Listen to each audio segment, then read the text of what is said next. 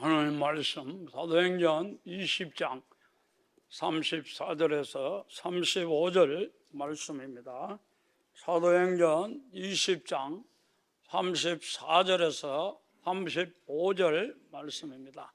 찾으신 줄 알고 여러분 앞에 봉독해 드리겠습니다. 여러분이 아는 바와 같이 이 손으로 나와 나의 동행들이 쓰는 것을 충당하여 범사에 여러분들에게 모범을 보여준 바와 같이 수고하고 약한 사람들을 돕고 또 주 예수께서 친히 말씀하신 바 주는 것이 받는 것보다 복이 있다 하심을 기억하여야 할지니라. 감사합니다. 옛날에 심술이 아주 가득 찬 남자분이 고속도로를 운전하는데 너무 난폭하게 운전하는 거예요. 100km, 120km, 140km 막 달리는데 아니나 다를까 좀 있으니까 백차가 온 거예요. 삐용삐용 서라는 거예요. 그런데도 이 사람은 100차 정도야 돌려 세울 수 있지. 거리 생각을 하고 160km, 180km, 200km 달리는 거예요. 그러다가 붙잡혔어요. 그래, 왜 도망가냐고. 서로 하면 서야지. 왜 도망가냐고. 그러니까 사실 우리 아내가 경찰하고 바람을 피웠다는 거예요. 아니, 차를 멈춰 서는 거하고 경찰 바람 피우는 건 무슨 상관이 있어요?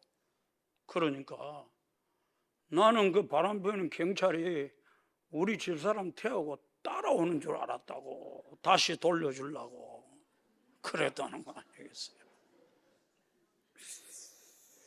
우리가 부부 사이라는 것이 참 얼마나 중요합니까? 한 남자 한 여자가 만나서 여러분 50만 시간을 같이 보내는 거예요. 그러니까 그게 적은 일이 여러분 아니잖아요.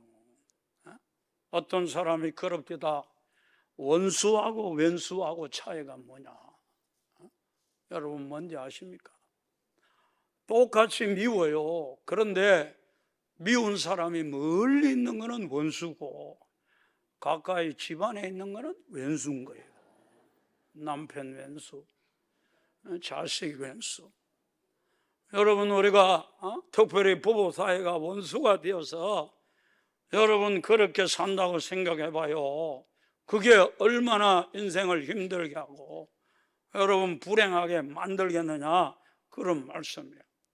미국에 있는 어떤 대학에서 여러분 성인반이 있었는데 한 여자분에게 교수님이 그러는 거예요. 앞으로 나오시라고.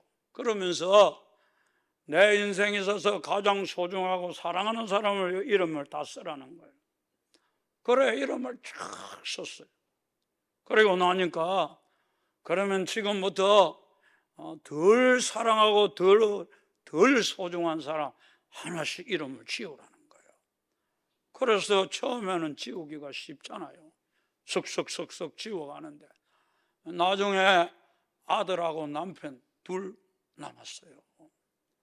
그런데 갑자기 이 여자가 긴장을 하더니 그 두 이름을 보고 당혹스러워 하더니 흐느껴 우는 거예요. 그리고는 자기 아들의 이름을 지우는 거예요.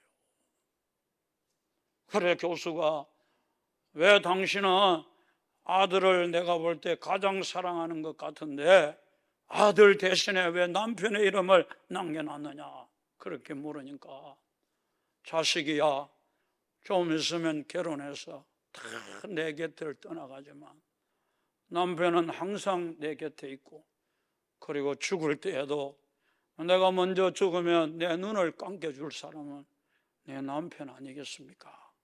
내게 있어서 남편이 귀중합니다. 그랬다는 거 아니겠어요?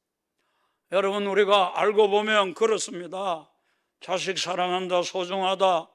여러분 훨씬 더 알고 보면 내 아내, 내 남편이 여러분 소중한 사람이라는 사실을 여러분 우리가 잊어버리면 안 돼요.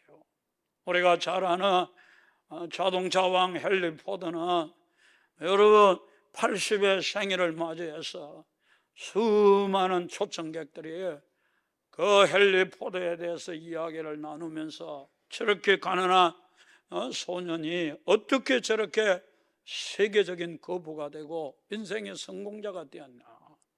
자동차 산업만 아니고 유리 모든 분야에 어마어마한 기업들을 거느리고 성공자로 그는 인생을 살았어요. 드디어 헨리 포드가 등장하니까 수많은 사람들이 박수갈채를 보내는데 그때 사회자가 묻는 거예요.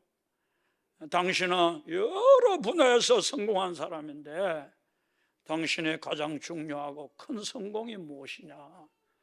그렇게 물었을 때에 그는 자기 엄마, 자기 아버지의 사진을 보이고 뿐만 아니라 자기 아내를 가르치고 자녀들을 가르치면서 이 세상에서 나의 가장 큰 성공, 가장 위대한 성공, 가장 놀라운 성공은 가정의 성공입니다.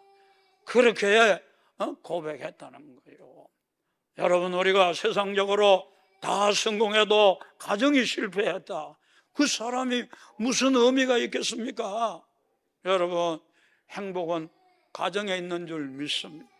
그렇기 때문에 우리가 인생에 있어서 다른 건 몰라도 가정을 중요하게 여기고, 특별히 올 가정의 달에 여러분 가정이 더 행복한 가정으로 만들어가는 저와 여러분 되시기를 주님의 이름으로 축복합니다.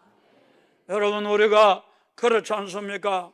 부부가 만나서 서로 다른 환경에서 서로 다른 성격과 서로 다른 주장을 가지고 여러분 인생을 살다 보면 부딪힐 일이 얼마나 많고 싸울 일이 얼마나 많습니까? 되게 우리가 많이 싸우잖아요.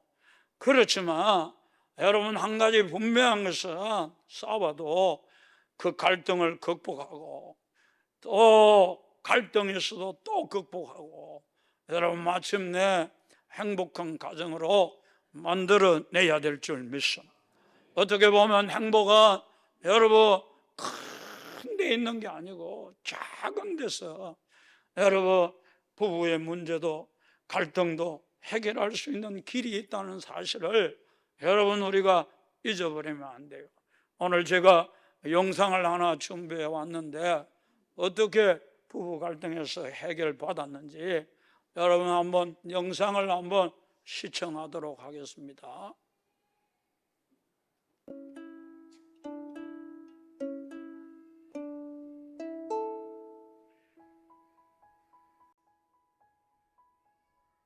안녕하세요. 저는 이제 결혼 8년 차에 접어드는 남자입니다. 저는 지금으로부터 한 3년 전쯤 아내와 이혼의 위기를 심각하게 겪었습니다. 경험해보신 분들이라면 알겠지만 이혼을 앞두고 두 사람이 느끼는 마음의 고통은 정말이지 말도 못하죠.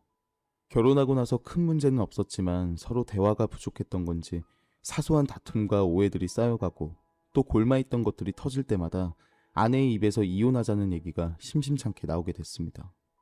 당시 저도 회사 생활과 여러 가지 일로 스트레스를 많이 받을 때라 욱하는 마음에 맞받아쳤고요. 어느 순간 우리는 각방을 쓰기 시작했고 집에 있을 때 서로 말도 안 하게 되었습니다. 부부간의 대화가 없으니 서로에 대한 불만과 오해는 갈수록 커져만 갔고요. 작은 일에도 짜증을 내고 화를 내고 그렇게 서로를 미워하기 시작했어요. 그리고는 둘 다 암묵적으로 다가올 이혼에 대한 마음의 준비를 하고 있었죠. 우리 아들, 그 어린 것도 눈치가 있어서 부모가 서로 멀어지자 언제부턴가 시무룩해지고 짜증을 내고 걸핏하면 울더군요. 그런 아이를 볼 때마다 더 답답해지고 또다시 울컥하는 마음에 서로에게 화를 냈고 하루하루가 싸움의 연속이었습니다. 아이가 그러는 게 다 부모 때문인 걸 뻔히 알면서도요. 가끔은 외박도 했습니다. 근데 잔소리도 다 애정이 있어야 나오는 거더라고요. 아내는 저한테 정남이가 다 떨어졌는지 찜질방에서 하루를 외박하고 들어가도 이제 신경도 안 쓰더군요. 어디서부터 어떻게 바로잡아야 할지 감조차 안 올 정도로 우리 부부 사이는 점점 파국으로 치닫는 상황이었죠. 그러던 어느 날 하루는 퇴근길에 과일 장사하시는 아주머니가 떨이라고 하면서 귤 좀 사달라고 간곡히 부탁하시길래 그냥 별 생각 없이 귤을 잔뜩 사가지고 집에 들어갔습니다. 귤이 든 봉지를 주방 탁자 위에 올려놓고 그냥 욕실로 바로 들어가서 씻고 나왔는데 주방에서 아내가 귤을 까먹고 있더군요. 저를 보곤 멋쩍었는지 귤이 오랜만에 먹으니까 맛있네 하면서 방으로 쏙 들어가대요. 보니까 곳에 5개나 까먹었네요. 좀 뜬금없기도 하고 왠지 웃겨서 귤 껍질을 내려다보고 있었는데 순간 망치로 얻어맞은 것처럼 머릿속이 쿵 하면서 잊고 있던 기억들이 떠오르더군요. 첫째, 아내는 연애 시절부터 귤을 무척이나 좋아했다는 거. 둘째, 결혼을 하고 그 오랜 시간 동안 내가 단 한 번도 귤을 내 손으로 사들고 들어간 적이 없었다는 거. 분명 알고는 있었지만 미처 생각지 못했던 일이었습니다. 정신이 번쩍 들었어요. 연애 시절 아내는 데이트를 하다가도 과일 좌판상이 보이면 꼭 귤을 1,000원어치씩 사곤 했었죠. 싱글벙글해서는 핸드백에 넣고 둘이 같이 사이좋게 하나씩 까먹던 기억이 나더군요. 그 추억이 떠오르자 저도 모르게 마음이 울컥해서 방에 들어가 한참을 울었습니다. 어쩌다 시골 부모님 댁에 갈 때는 귤을 박스채로 사들고 가는 내가 그렇게 귤을 좋아하는 우리 아내에게는 그 오랜 세월 몇백 원도 안 되는 귤 1개를 사주지 못했다니. 결혼 후에 제가 아내가 좋아하는 것들에 대해 전혀 신경 쓰지 않게 되었다는 걸 깨달았어요. 그저 먹고 살기 바쁘다는 핑계로 말이죠. 반면 아내는 늘 피곤해하는 저를 위해 철마다 보약에 반찬 하나를 만들 때도 제가 좋아하는 거, 제가 맛있어하는 것들로만 항상 신경을 써줬는데 거기까지 생각이 미치자 그렇게 마음이 아플 수가 없었습니다. 며칠 후 늦게 퇴근을 하고 집에 가는데 그때 그 과일 파시는 아주머니가 보이더군요. 저번 주에 여기서 귤 샀는데 저희 와이프가 그렇게 맛있다고 하대요. 아주머니, 여기 있는 귤 그냥 다 주세요. 그렇게 귤을 봉지 한가득 사들고 집 가면서 저도 하나 꺼내서 먹어봤습니다. 아내 말대로 정말 맛있더군요. 집에 도착해서 그날도 슬쩍 주방 탁자 위에 올려놓고 씻고 나왔는데 곳에 또 아내와 아이가 탁자에 앉아서 머리를 맞대고 먹고 있네요. 그게 그렇게도 맛있었나 봅니다. 한 집에 있어도 우리 사이에 대화가 사라진 지 오래였는데 정말 오랜만에 아내가 내게 말을 건넸습니다. 이 귤 어디서 샀어? 아, 여기 지하철 입구 앞에서 아줌마가 팔고 계시더라고. 아, 여기 귤 진짜 맛있네. 오랜만에 아내가 환한 미소를 지었습니다. 그게 뭐라고 참 어린애처럼 행복해하는 아내를 보면서 저도 내심 기뻤어요. 그리고는 아내가 직접 귤을 까더니 아이한테 시켜서 저한테 건네주더군요. 식탁 위에 그냥 무심하게 귤을 던져놓았던 제 모습과 비교가 돼서 또 한 번 부끄러움을 느꼈습니다. 뭔가 잃어버렸던 걸 되찾은 듯 집안에 온기가 가득 차오르는 느낌이었어요. 다음날 아침 출근을 하려고 집을 나섰는데 아내가 절 붙잡더군요. 아침밥 차려놨으니까 한술만 뜨고 가. 제가 워낙 일찍 출근하기도 하고 사이가 안 좋아진 후로는 아내가 해주는 아침을 먹은 적이 없었는데 그날은 아내가 아침 일찍부터 일어나서 미리 밥을 차려놨더군요. 메뉴는 제가 가장 좋아하는 우리 아내표 된장찌개. 오랜만에 첫 술을 뜨는데 갑자기 목이 메어서 밥이 안 넘어가더군요. 그 순간 주체할 수 없는 눈물이 나오기 시작했습니다. 그걸 지켜보던 아내도 같이 울고요. 여보, 그동안 내가 미안해. 나도 미안해. 그동안 못되게 굴어서. 저는 정말 바보였네요. 아내는 작은 일에 상처를 받고 섭섭해하기도 하지만 그보다 더 작은 일에도 감동을 받고 고마워하는 사람이란 걸 모르고 말이죠. 그동안 아내에게 냉정하게 굴었던 내 자신이 너무 한심하고 후회스러워서 쥐구멍에라도 숨고 싶었습니다. 시간은 좀 걸렸지만 그날 이후 우리 부부 사이는 조금씩 다시 가까워지기 시작했고 위기를 극복했습니다. 물론 요즘도 가끔씩 다투고 싸울 때도 있지만 전 이제 걱정하지 않습니다. 우리 부부 사이에 사랑의 메신저 역할을 할 수 있는 것들이 주위를 둘러보면 아주 많다는 것을 알게 되었으니까요. 그게 귤이든 된장찌개든 말이죠. 저희 부부의 사연을 들어주셔서 감사합니다.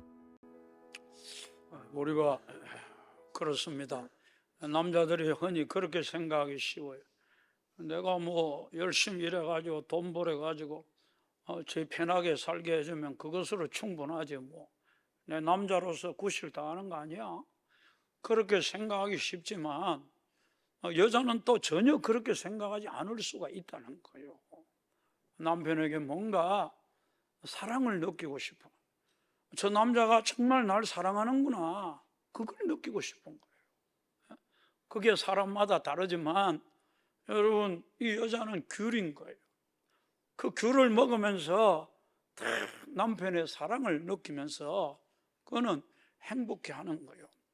우리가 부부 갈등이라는 것도 여러분 어떻게 보면 큰 문제가 아니고 여러분 작은 것 하나 가지고도 여러분 풀 수 있다는 사실을 우리가 잊어버리면 안 돼요. 그래서 오늘 말씀에 보면 예수님은 부부 갈등을 어떻게 푸는지 그 비결을 우리에게 말해주고 있어요. 뭐라고 말씀합니까? 우리 주 예수께서 하신 말씀이 뭡니까? 주는 자가 받는 자보다 복이 있다. 이걸 기억해야 된다는 거예요. 여러분, 여기서 주는 것이라는 뜻이 여러분 무엇이냐면, 여러분 원문을 우리가 보면은 여러분 그 준다는 것은 보여줘요. 디돔이라는 그런 뜻인데 원하는 것을 주는 거예요. 필요한 것을 주는 거예요. 여러분, 이것이 사랑이라는 거예요. 여러분, 각자 사람마다 내게 해주기 원하는 게 있어요. 그 필요를 채워줘야지 그냥 내 생각대로 이렇게 해주면 아내가 좋아하겠지, 저렇게 해주면 좋아하겠지 막연하게 생각하고 내가 좋아하는 것을 해준다고 아내의 마음에 감동이 오는 게 아니라는 거예요. 그렇기 때문에 우리 남자들은 아내가 뭘 원하나, 또 남편들은, 아내들은 남편이 뭘 원하나, 여러분 그것을 우리가 알고 그 필요를 채워줘야 여러분 사랑을 느끼게 된다는 거예요. 아, 저 남자가, 저 여자가 진짜 날 사랑하는구나. 모든 가정은 여러분 사랑의 결핍에서 문제가 생기는 거예요. 사랑이 교감이 안 되는 거예요. 내가 사랑받고 있다는 이런 의식이 없기 때문에 여러분 가정이 싸늘해지고 여러분 냉랭해지는 그런 일들이 일어난다는 거예요. 그 사랑이 뭐냐? 필요를, 상대의 필요를 채워주는 거라는 거예요. 그래서 여러분 저 청교도 유명한 주석가는 사랑은 날개 없는 꿀벌에게 꿀을 제공해 주는 것이다, 그렇게 말했어요. 여러분 벌이 날개가 없으면 어떻게 될까요? 당장 꿀을 얻을 수가 없잖아요. 그러면 죽죠. 그런데 여러분 날개에 있는 그 벌이 여러분 꿀을 따서 날개 없는 그 벌에게 꿀을 제공해 주는 것, 피로를 제공해 주는 것, 그것이 여러분 사랑이라는 것을 우리에게 말해주고 있는 거예요. 그렇기 때문에 여러분 남편이 아내가 뭘 원하는가, 뭘 좋아하는가, 여러분 50년 60년 살아도 모르는 사람 많아요. 그러나 여러분 우리는 결혼하자마자 알아야 돼요. 우리 아내가 뭘 좋아하는지, 우리 남편이 뭘 좋아하는지 여러분 우리가 버떡 알고 그 필요를 채워주는 그런 삶을 살아야 된다는 거예요.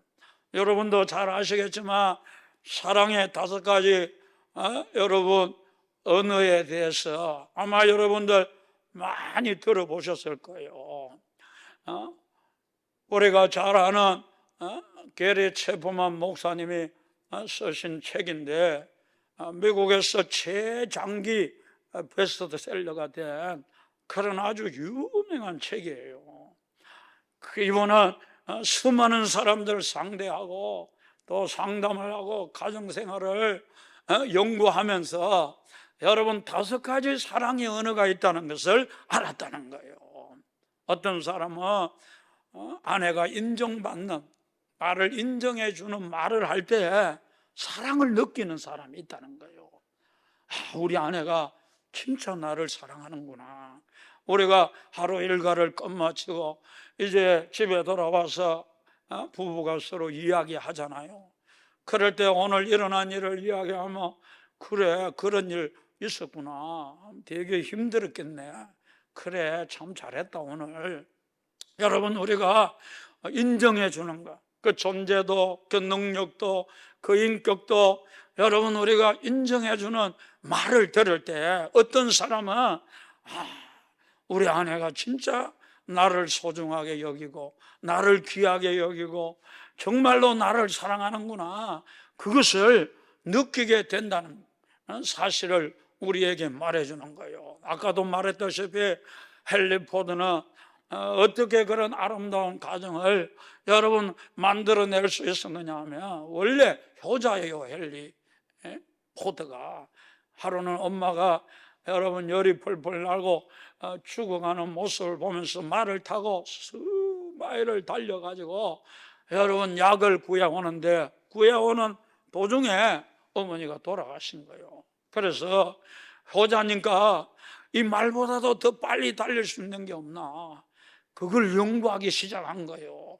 그래서 낮에는 열심히 일을 하고 밤에는 헛간에 들어가서 자동차를 만들기 시작하는 거예요. 아버지도 미쳤다 하고 주변 사람도 미쳤다고 하고 다 쓸데없는 짓을 한다고 다 이야기했지만, 아내만은 그렇게 이야기하지 않았어요.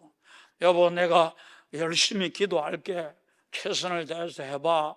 그리고 또 실패하고 또 실패하고, 실패하면 실패는 성공의 디딤돌이야. 실패한다고 낙심하지 말고 다시 해봐. 격려하고 칭찬하고 위로하고 꼭 그렇게 하는 거예요. 그러다가 어느 날 자동차를 만들게 되고 자동차 회사를 세우게 되고 큰 성공을 거두게 되었는데, 그는 어느 날 그렇게 말했습니다. 내 인생이 아무리 어려워도 내 아내만 옆에 있다면 나는 그 어려움도 헤쳐갈 수 있다. 왜냐하면 아내가 쉬지 아니하고 격려하고 위로해 주는 거예요.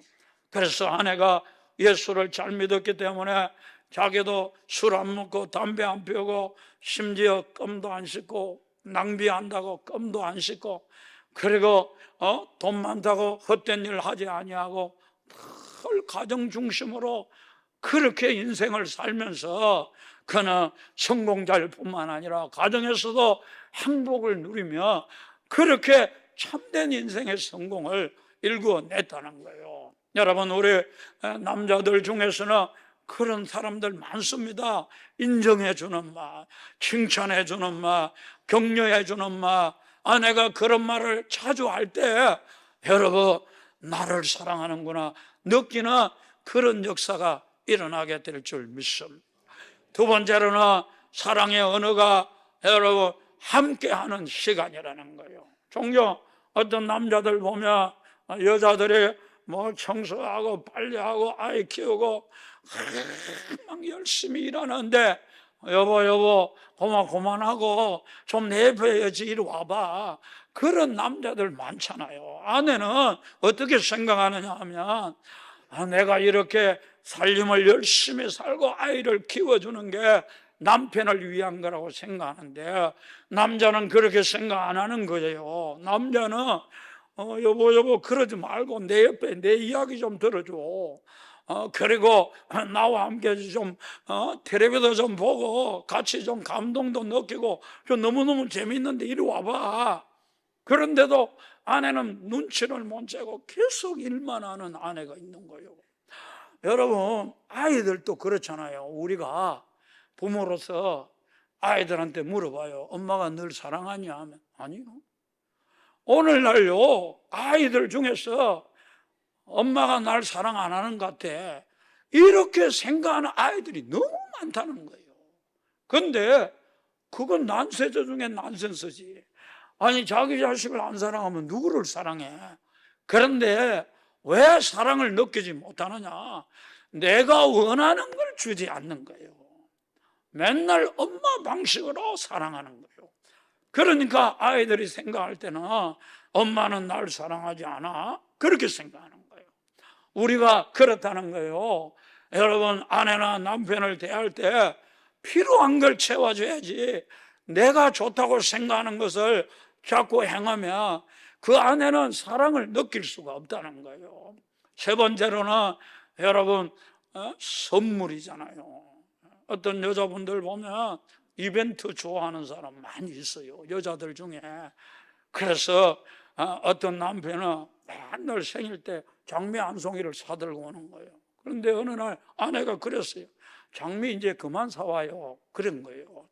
그런데 그 말 속에는 무슨 말이 있느냐 하면 장미만 사오지 말고 좀 다른 선물 좀 사오라 그 말이잖아요. 남자는 또 그게 또 뭔 말인지를 몰라 그날부터 또 안 사오는 거예요. 그게 바보 아니에요? 여러분 우리가 너를 위해 좀 이벤트 좀 해주세요. 100만 송이 장미를 가지고 좀 이렇게 한 번씩 화려하게 꾸며놓고 좀 당신 생일 축하해 멋지게 좀 그렇게 해주세요. 그러면 내가 당신이 날 사랑하는 걸 느낄 거 아니에요. 그런 뜻이에요. 멀리 어디 갔다 와도 선물 안 사오면 저 남자는 날 안 사랑해, 그렇게 생각하는 여자들도 많이 있다는 거예요. 사람마다 자기가 원하는 게 다 다르다는 거예요. 그걸 알아야 된다는 거예요. 그 필요를 채워줄 때 여러분 신기하게도 부부관계가 여러분 풀리고 여러분 화기애애한 그런 가정으로 바뀌어질 수 있다는 것을 여러분 우리에게 말해주고 있는 거예요. 그 다음에 네 번째로는 여러분 뭡니까? 여러분 봉사예요. 설거지도 해주고 여러분 아내가 힘들면 청소도 해주고 또 아이도 업고 또 놀러도 가주고 여러분 이렇게 아내의 수고를 들어주고 여러분 이런 봉사를 해줄 때 이야 참 우리 남편이 날 사랑하는구나 그걸 느끼는 여러분 아내가요 남편이 날 사랑한다 이렇게 느끼면요 자신감이 넘친다. 제가 그랬잖아요. 화장발도 잘 받는다 그랬잖아요. 생기가 도는 거예요. 날 사랑한다 그 확신이 없는 거예요. 그래서 불만이 있고 작은 일 가지고 티켓 싸우고 여러분 사랑이 근본적으로 흐르면요 사소한 문제 안 싸웁니다. 또 싸워도 별거 없어요. 서로 사랑을 확인하고 있기 때문에 그게 큰 문제가 안 되는 거예요. 중요한 것은 뭐냐, 저 남자는 날 사랑하네. 그런데 서로 의견이 다르니까 티격태격 싸우고 나중에는 이판사판 싸운 그런 일들이 여러분 있게 된다는 것을 우리에게 말해주는 거예요. 또 어떤 사람은 스킨십 가장 강렬한 사랑의 표현이라 그렇게 생각하고 종종 이렇게 손을 이렇게 잡아주고 그러면 젖은 손이 그렇게 하면 굉장히 좋아하는 사람이 있는데 어떤 남자들 경상 남자는 그런단 말이야. 손을 살 잡으면 치아란 말이야. 닭살 돋는단 말이야. 그런 사람도 있다 그 말이에요. 그 말은 무슨 말이냐, 사람마다 다 원하는 게 다르다는 거예요. 다 똑같은 게 아니라는 거예요. 그렇기 때문에 우리가 결혼 시작하자마자 딱 알아야 돼요. 뭘 좋아하는지, 이 여자는 뭘 원하는지, 이 남편은 무엇을 통해서 사랑을 느끼는지 여러분 그것을 신속하게 알아채고 여러분 우리가 그 필요를 채워줄 때에 별거 아닌 것 같지만 가정이 따뜻해지고 사랑이 흐르고 여러분 부부 사이가 친밀해지는 그런 놀라운 축복을 받게 될 줄 믿습니다. 뿐만 아니라 여러분 우리는 기억해야 될 것이 내가 필요를 채워주고 사랑하면 또한 나도 사랑을 받게 된다는 것을 우리가 잊어버리면 안 된다는 거예요. 주는 자가 복이 있다. 그 말은 무슨 말입니까? 내가 베풀 때 30배, 60배, 100배로 대갚아 내 품에 안겨준다는 거예요. 그런 줄 알고 여러분 내가 손해본다 그런 거 아닙니다. 여러분 우리가 베풀고 자꾸 주다 보면 여러분 누르고 흔들어 넘치도록 주님이 채워주시는 그런 은혜가 있게 될 줄 믿습니다. 그렇기 때문에 인생이라는 것은 가정생활도 그렇고 교회생활도 그렇고 직장생활도 그렇고 내 하기 나름이에요. 내가 어떻게 하느냐에 따라서 여러분 주변이 바뀌어지는 거지. 어떤 사람 보면 자꾸 남 탓하고 남 원망하고 그런 사람들이 얼마나 여러분 많은지 몰라요. 그래서 천주교는 여러분 예배 드릴 때마다 꼭 하는 의식, 빠지지 않고 하는 의식이 있어요. 그게 뭐냐 하면 가슴을 3번 치는 거예요. 내 탓이다, 내 탓이다, 내 탓이다. 이렇게 가슴을 치고 그들은 예배를 드린다는 거예요. 여러분, 알고 보면 내 탓이 많다는 거예요. 우리가 부부싸움을 할 때도 여러분 생각해 봐야 돼요. 내가 뭐가 잘못되어 있는가? 내가 바꿔야 될 게 뭔가? 여러분, 이걸 생각해 봐야지. 자꾸 우리 집사람은 왜 저러노? 우리 남편은 왜 저러노? 막 지적질 하려고 하고 고치려고 하고 그래가 또 싸우고. 여러분, 우리가 그런 어리석은 삶을 살면 안 된다는 거예요. 여러분, 우리는 생활 속에서 내가 도대체 뭐가 잘못되어 있지? 늘 이런 생각을 가지고 자기를 살피고 내 행동을 조금만 바꾸면 비나의 역사가 가정에서 일어날 줄 믿습니다. 그렇기 때문에 여러분, 우리는 내 탓이요, 내게 달려있다, 이걸 우리가 명심해야 돼요.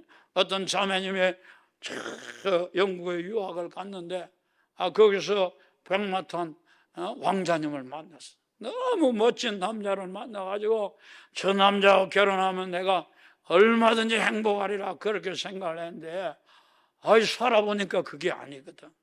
잘생긴 남자를 조심해야 돼요. 살아보니까 성질이 개떡 같거든. 그래가지고 맨날 싸우는 거예요. 별거 아닌데. 특별히 처음에는 가정생활 별거 아닌가 하고 싸우거든요. 특별히 이 남자는 그냥 양말을 아무 때나 회사 갔다 오면 던져버리는 거예요. 여자들이 그거 스트레스 받거든요. 우리 집사람도 맨날 그러거든요. 그래가지고 제발 저 세탁기 안에 여놓으라는 거예요. 그래도 안 여놓으니까 빨래 뭡니까, 수거함을 하나 이렇게 갖다 놓고 거기다 여라고 하는데도 안 넣는 거예요. 계속 잔소리를 하니까 어느 날 보니까 농구공 골이 나듯이 노르면서 보고를 채우는 거예요. 그러니까 꼴이 보기 싫은 거예요. 그게 하나 적은 문제지만 사소한 문제가 부딪히면서 이것저것 다 마음에 안 드는 거예요. 그래가지고 나중에 싸워가지고 드디어 이혼을 하게 되는데 법원에다가 이혼 서류를 다 올려놓고 어느 날 교회 가서 하나님 앞에 예배를 드리는데 가정을 다리였던가 봐요.